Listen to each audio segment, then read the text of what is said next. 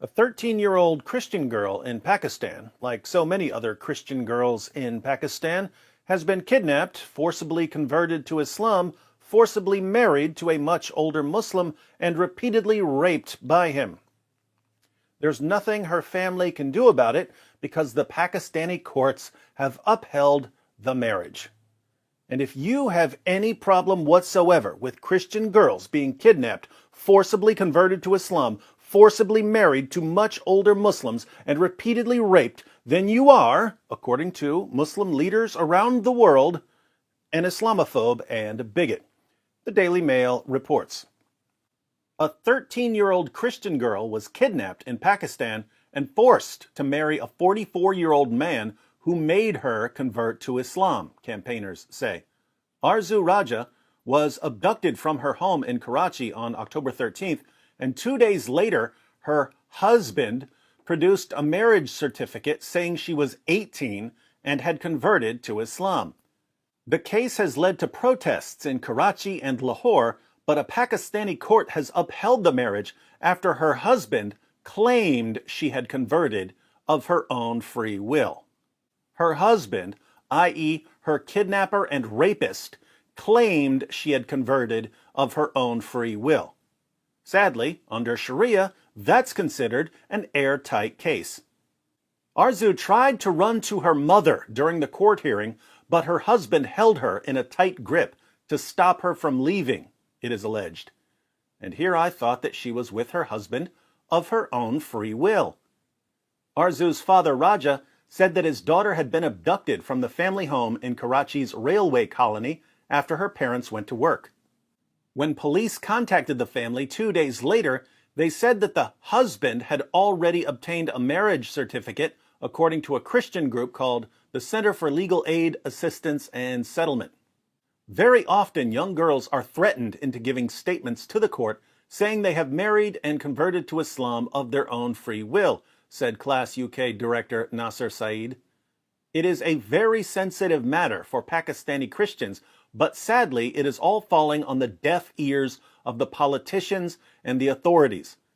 It is sad as the Pakistani police and courts have failed to respect their own laws, as well as international standards, which are continuing to be ignored, especially in forced conversion and forced marriage cases, even in the higher courts. Arzoo allegedly had her name changed to Arzoo Fatima, and a judge claimed that she had converted to Islam of her own free will.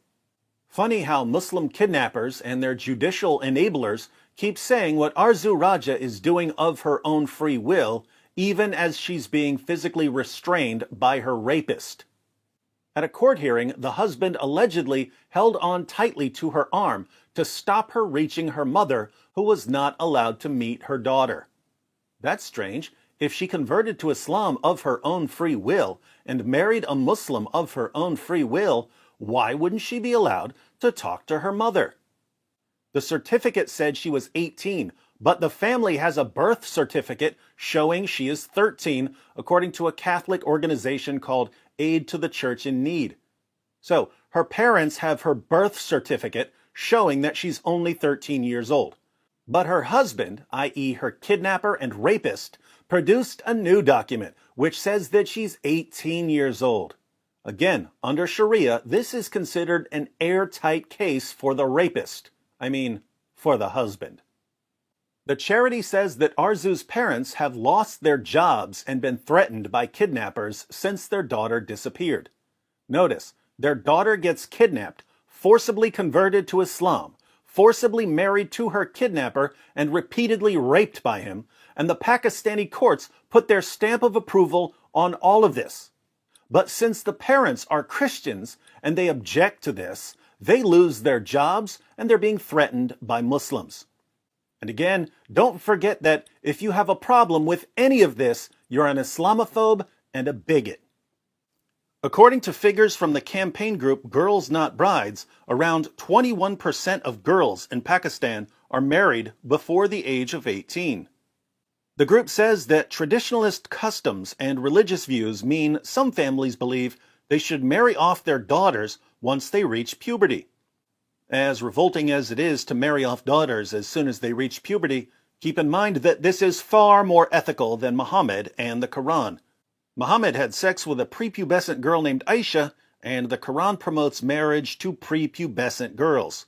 So Pakistani Muslims are actually living far better lives than their prophet lived. Low levels of education are also described as both a cause and a consequence of child marriage, it says. In 2017, Pakistan's government tried to crack down on child marriage by imposing prison sentences up to 10 years for offenders.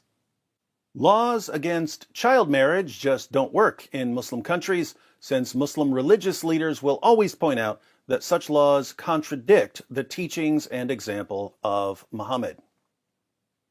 Why are Christians treated like garbage in Muslim countries?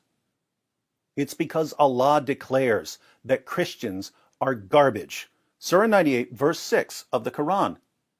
Verily, those who disbelieve in the religion of Islam, the Quran, and Prophet Muhammad, from among the people of the Scripture, Jews and Christians, and al-mushrikun, those are idolaters, will abide in the fire of hell. They are the worst of creatures. Christians, like other non-Muslims, are the worst of all creatures, lower than dogs, lower than pigs, lower than insects. Why should Muslim judges care at all about Christian girls being kidnapped, forcibly converted, forcibly married, and repeatedly raped? Allah certainly doesn't care. Now think about this. Do Muslim judges in Pakistan know that these Christian girls are being kidnapped, forcibly converted, forcibly married, and raped? Of course they do. So, why don't these Muslim judges help the Christian girls? Obviously, there can be fears of a Muslim backlash. The Muslim community just isn't going to allow a judge to side with Christians over Muslims, even if Christian girls are being kidnapped and raped. But apart from that, due to the teachings of Muhammad and the Quran, many Muslim judges believe it's actually better for a girl to be taken away from her Christian parents and to be forced to convert and to be forced to marry a Muslim man.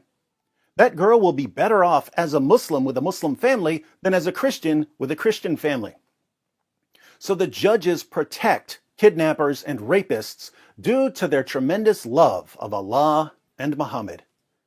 And how do Pakistani leaders like Prime Minister Imran Khan respond to the blatant anti-Christian persecution in their country? They respond by lecturing us on morality and by demanding that we respect the religion that's been causing this anti-Christian persecution for 14 centuries. Good luck with that, Pakistani leaders.